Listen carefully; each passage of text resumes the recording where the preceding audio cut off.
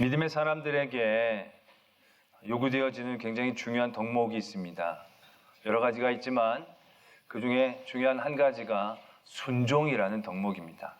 왜냐하면 믿는다는 것이 하나님을 따르는 것이고, 하나님을 따른다는 것이 하나님이 주시고 우리에게 명하신 모든 말씀을 나의 삶으로 옮겨놓는 그런 과정들을 의미하기 때문에 믿는다는 것에 있어서 이 순종이라는 것은 굉장히 중요한 덕목이 되어질 수밖에 없는 그러한 상황이 되어집니다.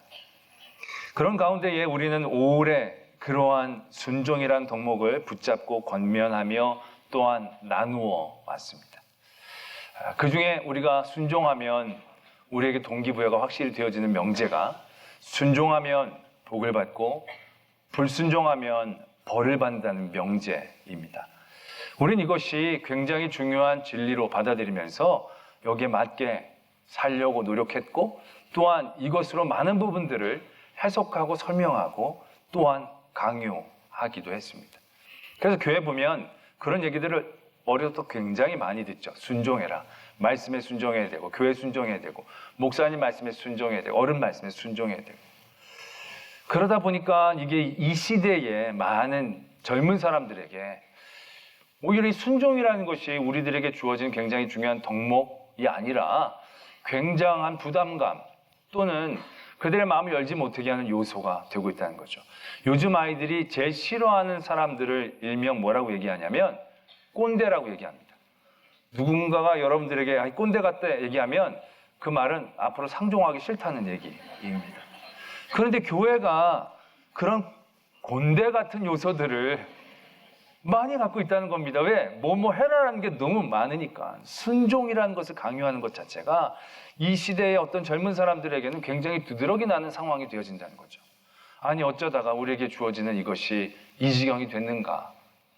저희들은 그 순종에 대해서 우리가 많이 오해하고 있기 때문에 그런 일들이 일어났다 생각을 하게 됩니다. 오늘 우리는 말씀을 통해서 그 오해를 풀어가려고 합니다. 아까도 말씀을 드렸지만 우리가 순종이라고 했을 때 너무 마음속에 깊이 갖고 있는 명제가 순종하면 복을 받고 불순종하면 벌을 받는다는 겁니다. 구약 성경에서도 그런 조건들을 수없이 말씀하십니다. 너희들이 내 말을 듣고 지키면 내가 복을 주고 내 말을 따르지 않으면 너희들이 벌을 받고 버림을 받고, 그것이 신명기 28장에 가면 절정을 이루게 됩니다. 내 말을 듣고 지키면 복을 주신다고 얘기하시면서 그 복이 뭐 난리가 납니다. 뭐 들어와도 복을 받고 나가도 복을 받고 앉아도 복을, 서도 복을 받고, 그게 1절부터 14절까지 복에 대한 얘기가 되어집니다. 그런데 놀라운 건 듣지 않으면 저주가 15절부터 65절인가 68절까지가 저주입니다. 저주, 그 한번 나중에 여러분들 시간 있으면 신명기 28장을 집에서 읽어보십시오. 그거 읽고 나면 순종하고 싶은 마음이 듭니다. 아, 순종을 해야 되겠는구나. 이게 살려면 순종을 해야 되겠구나. 벌이 너무 조목조목한, 이게 너무너무 많은 거예요. 병도 뭐 이병 저병 해가지고 수십 가지 병이 막 도망가도 따라오고 어디 이 세상에 틈이 없을 정도로 불순종하면 안 되겠다는 마음들을 우리에게 준다는 것이죠. 그러면서 우리는 그것을 해결하죠. 우리가 그런 얘기도 많이 듣습니다. 내가 힘들고 어려운데 하나님의 말씀을 순종했더니 하나님이 사업도 열어주시고 자녀도 잘 되게 해주시고 건강도 회복하게 해주시고, 그런 형식으로 우리가 많은 간증을 듣고 우리의 삶도 그렇게 해석하려고 합니다. 또 누군가가 어려움에 처하면 너 그때 불순종했더니 이렇게 된 거야 라고 우리 스스로가 규정하기도 한다는 것이죠.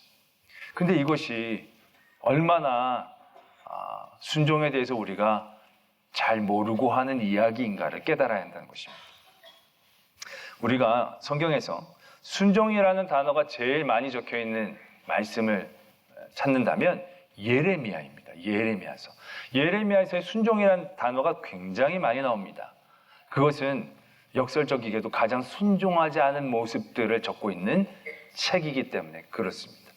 예레미야서란 자체가 결국 이스라엘 민족이 애굽에서부터 탈출해서 왕국을 세워서 하나님의 백성이 되어지는 과정 가운데 계속 말씀을 주셔도 이 사람들이 거부하고 순종하지 않고 불순종하고, 그리고 결국 하나님이 이제 그 나라를 멸망시키는 얘기가 그 예레미야서에 담겨져 있거든요. 그럼 그 예레미야서를 통해서 우리는 왜 이들이 이렇게 순종하지 못했을까? 그 원인을 우리는 발견해낼 수가 있습니다. 예레미야서 38장쯤에 가면 이제 바벨론이 예루살렘을 포위하고 이제 마지막 공격을 앞두고 있습니다. 그 이전엔 이미 예루살렘이 한번 함락이 된 다음에 바벨론을 섬기기로 작정을 했는데 이 시드기야 왕 때 배반을 한 겁니다.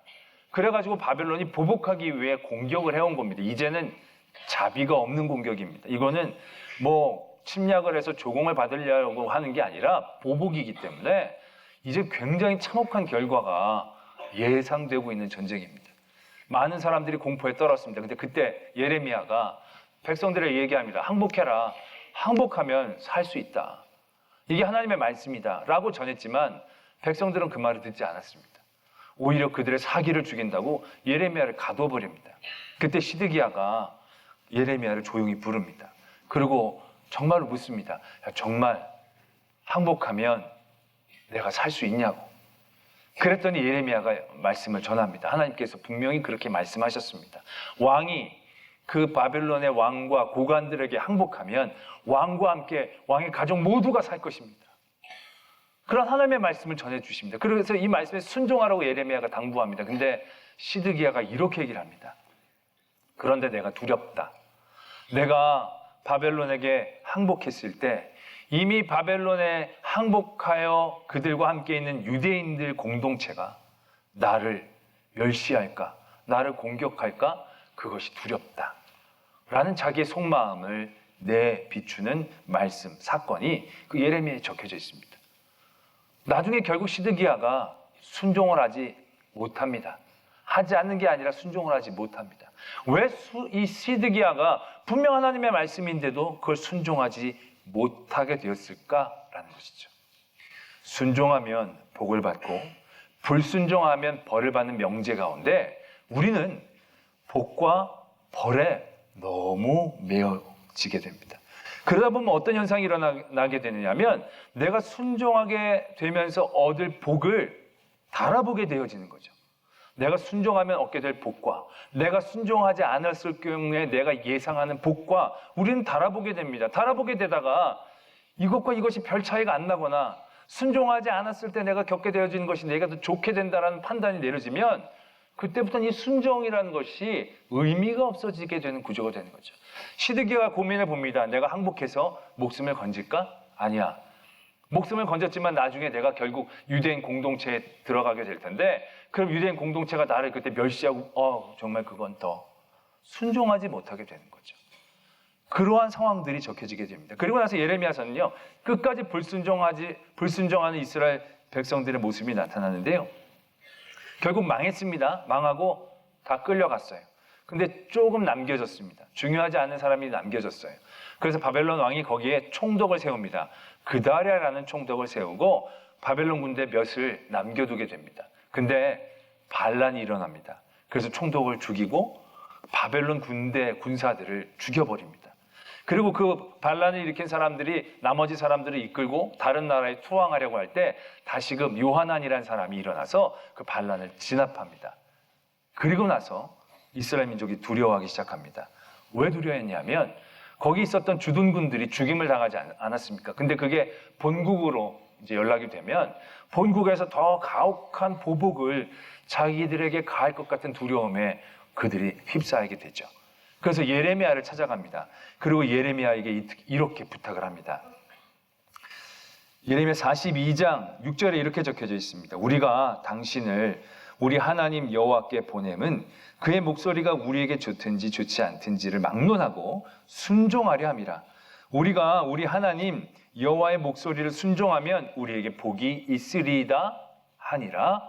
이렇게 예레미야에게 부탁을 합니다. 우리가 남아 있을까요? 갈까요?를 하나님 앞에 물어봐 달라는 거죠. 그러면 하나님의 말씀대로 자신들이 순종하겠다고 얘기하는 겁니다. 그래서 예레미야가 하나님 앞에 여쭤봅니다. 그리고 열흘 뒤에 예레미야가 하나님으로부터 응답을 받습니다. 하나님이 이렇게 얘기하셨습니다. 사람들을 모아놓고 얘기합니다. 가지 마십시오. 그냥 여기 있으십시오. 여러분들이 지금 안전하다라고 생각하는 애굽으로 도망가려고 하지만 하나님께서 그 애굽으로 우리가 도망갈 경우에 칼이 우리를 따라올 것이라고, 병이 우리를 따라올 것이라고 말씀하십니다. 그러니까 절대로 두려워하지 말고 도망가지 말고 여기에 남아 있으십시오. 예레미야가 하나님의 말씀을 전했습니다. 그들이 뭐라고 얘기합니까? 좋든지 좋지 않든지 주님의 말씀을 순종하겠습니다. 그들은 그렇게 얘기했습니다. 그런데 예레미야가 그렇게 하나님의 말씀을 전했지만 그들은 순종하지 않습니다. 그들은 이렇게 반응합니다. 네가 거짓말하는구나. 네가 네 비서 바룩이 너를 선동해서 우리로 고생시키고 여기 남아서 죽게 하려고 우리를 속이는 거구나. 우리는 안전한 애굽으로 가야 되는 게 맞다라고 그들이 얘기하면서 예레미야까지 끌고 애굽으로 사라지는 모습이 예레미야에서 마지막으로 나타난 이스라엘 백성들의 모습이 되어진다는 거죠. 아니, 그들이 하나님의 말씀을 순종하겠다고 알기를 원했는데 왜 순종하지 못했습니까? 그들이 나중에 이렇게 얘기하지 않습니까? 여호와의 목소리를 순종하면 우리에게 복이 있을 것입니다. 근데 그들은 복에 매인 거예요. 그들은 안전에 매인 거예요. 하나님의 말씀에 순종하는 것에 집중하려는 게 아니라 뭐가 내게 더 유리한 것에 대하여 그들의 마음이 쏠린 거예요. 예레미야가 가지 말라고 했는데 그들의 마음엔 이해가 안 되는 거예요. 애굽이 안전해 보이거든요. 애굽이 더 복되게 보이거든요. 그러니까 그들은 그 선택의 자리에서 결국 하나님의 말씀을 순종하는 것을 무시하게 되어지는 모습이 예레미야서에 적혀져 있다는 것입니다. 우리가 왜 순종을 못합니까? 왜 순종을 안 합니까? 순종하면 복이고 불순종하면 벌인데 왜 순종을 못합니까? 우리가 복에 매여 있으니까. 그 복이 내가 생각하는 복과 계산되어질 때 순종 안 할 때 느껴지는 복이 더 크게 되어질 경우 우리는 하나님의 말씀을 듣는 것에 아무런 의미를 깨닫지 못하게 되어지는 구조가 되어버린다라는 얘기죠. 순종하면 복을 받고 불순종하면 저주를 받는다는 것은 우리가 굉장히 순종에 대해서 오해하고 있는 가장 중요한 문제이다라는 것입니다. 아니, 하나님 그렇게 말씀하셨는데 그게 뭐가 잘못됐습니까? 그 말씀이 잘못된 게 아니고 우리는 그 말씀을 잘못 이해하고 있다는 것입니다. 순종은요, 원래 복의 조건으로 우리에게 주어지는 그러한 모습이 아닙니다. 우리가 순종하면 복을 받는다라고 이해하면서 그래서 순종하려고 애쓰고 힘쓰지만 만약에 순종이라는 것이 복을 얻기 위한 조건이라고 한다면 우리 중에 복을 제대로 누릴 수 있는 사람이 몇 명이나 되겠습니까? 왜요? 하나님이 우리에게 명령하신 게 얼마나 많은데요. 그 수십 수백 가지의 말씀을 다 순종한다는 것이 우리에게 가당키나 합니까? 그런 조건으로 우리가 복을 받을 수 있다면 하나님은 우리에게 복을 주시기 싫어하는 하나님이시고 실 수밖에 없다라는 얘기죠. 근데 우리는 그걸 그렇게만 이해해요. 그래서 복을 받기 위해 막 우리는 순종하고 벌을 받지 않기 위해 순종하려고 애쓴다는 것이죠. 이게 얼마나 순종에 대하여 짓눌리는 오해의 모습이냐는 거죠. 복은 원래 그렇게 주신 게 아닙니다. 우리가 처음으로 돌아가 보면요, 하나님이 아브라함에게 내가 너가 복이 되게 하시겠다고 얘기하셨어요. 근데 그때 하나님이 아브라함에게 네가 복이 되게 하기 위해서 조건을 얘기하셨느냐? 조건을 얘기하신 게 아니에요. 아브라함을 복되게 하신 건요, 하나님이 아브라함이 순종을 잘해서가 아니고요, 하나님이 아브라함을 찾아가 주셨기 때문이에요. 하나님이 먼저 그를 택해 주셨다는 거예요. 택해 주셔서 하나님이 복 주시기를 원하셨다라는 거예요. 아브라함이 원한 건 딱 한 개예요. 본토 친척 아비집을 떠나라는 거예요. 그것도 명령이나 법처럼 준 게 아니에요. 그 상황 가운데 그에게 주신 도전일 뿐이지 떠나면 주고 안 떠나면 안 준다라는 그런 조건이 아니었다는 것이지요. 하나님이 우리에게 원래 복 주시기를 원하는 건 그런 구조를 갖고 있는 거예요. 그런데 거기에 우리는 괜히 순종이라는 조건을 우리 스스로가 만들어서 순종에 우리가 짓눌리고 순종에 우리가 상처받고 순종에 우리가 좌절할 때가 얼마나 많이 있냐는 거죠. 하나님은 그렇게 우리에게 순종을 요구하신 게 아니라는 것입니다. 순종은요, 복을 받기 위한 조건이 아니고요, 우리를 택하시고 부르시는 관계에 대한 깨달음인 거예요. 오늘 말씀이 그걸 분명하게 가르쳐주고 계신 거예요. 오늘 말씀이 이렇게 적고 있지 않습니까? 너희 자신을 종으로 내주어 누구에게 순종하든지 그 순종함을 받는 자의 종이 되는 줄을 너희가 알지 못하느냐? 순종이라는 게 뭘 의미한다고요? 순종하는 자와 관계를 맺게 되어지는 힘을 의미하는 거예요. 우리가 하나님께 순종한다는 것은 복을 받기 위한 조건을 만들어내가는 것이 아니라 복을 주시는 하나님께 우리가 관계를 맺어가는 과정과 능력을 의미하는 거죠. 신명기 28장의 얘기가 뭐냐? 그러면 순종하면 복을 받고 불순종하면 벌을 받는데 이게 뭐냐? 여러분, 순종했을 때 우리가 받는 복이 뭔지, 우리가 불순종했을 때 받는 벌이 뭔지에 대한 관심이 아니고 이 복과 이 많은 벌을 주실 수 있는 하나님을 우리가 깨닫게 하시기 위한 말씀이라는 거죠. 들어가도 나와도 복을 받는 거, 그게 그냥 들어가면 저절로 복이 있고 나가면 저절로 복이 있는 것을 의미하는 게 아니잖아요. 그걸 누가 계속 주신다는 의미예요. 그러니까 우리가 순종하면 그게 우리와 하나님의 관계가 늘 이어지고 맺어지고 인정되어지고 고백되어지는 그런 순간들을 우리에게 의미한다는 것이, 우리가 더 원초적인 모습으로 넘어가면요, 아담과 하와가 에덴 동산에 있었어요. 아담과 하와가 있었는데 그들에게 순종이라는 것이 조건이 되어졌습니까? 아니에요. 그냥 다 있었어요. 그냥 순종한다고 더 뭘 받는 구조가 아니라는 얘기예요. 그냥 그들은 날마다 그냥 그의 삶의 모습인 거예요. 그게 선악과 하루 안 따먹었다고 또 새로운 거 주고 이틀째도 안 먹었다고 또 새로운 그런 구조가 아니라는 거죠. 근데 그들이 불순종했어요. 불순종했을 때는 어떻게 됐습니까?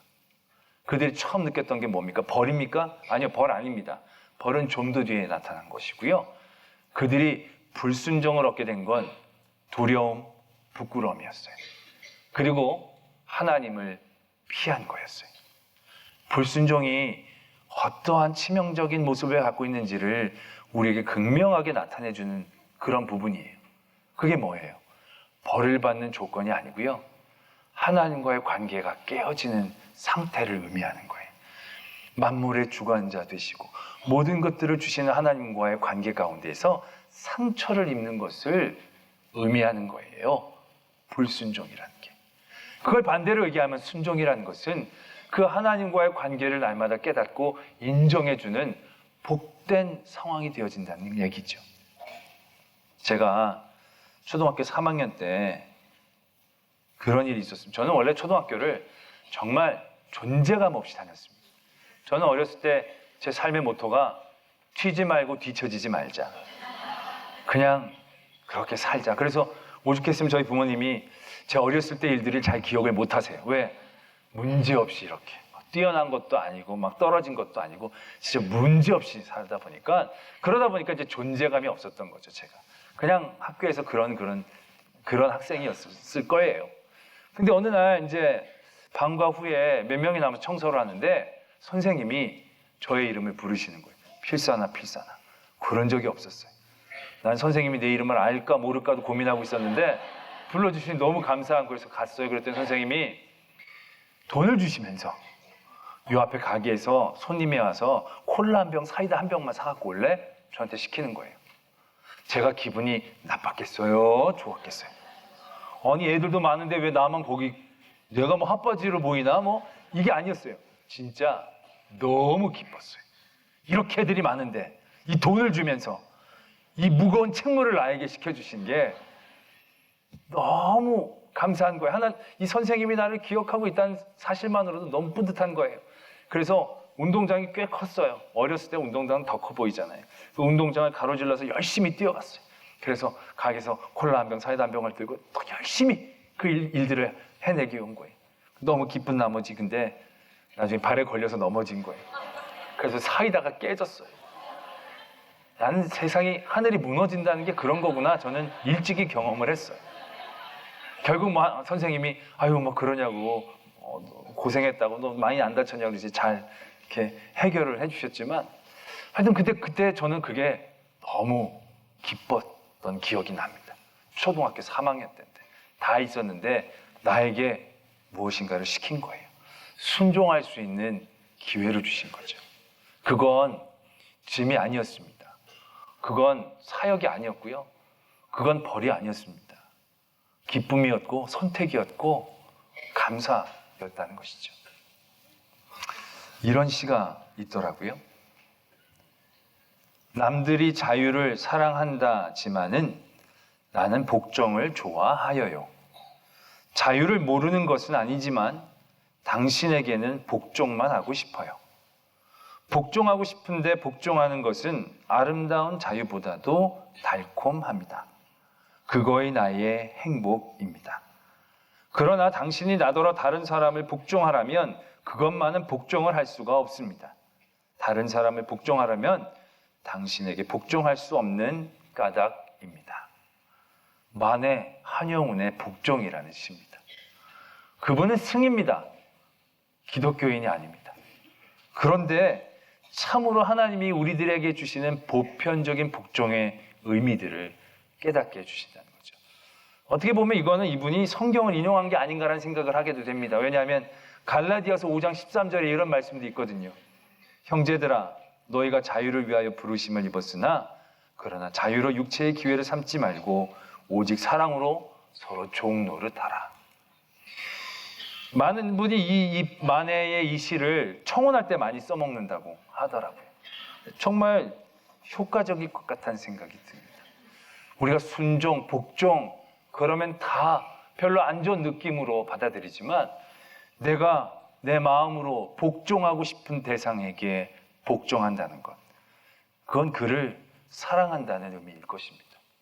내 복종을 그가 받아준다면 그건 우리에게 너무나 놀라운 은혜와 축복이 되어진다는 것이죠.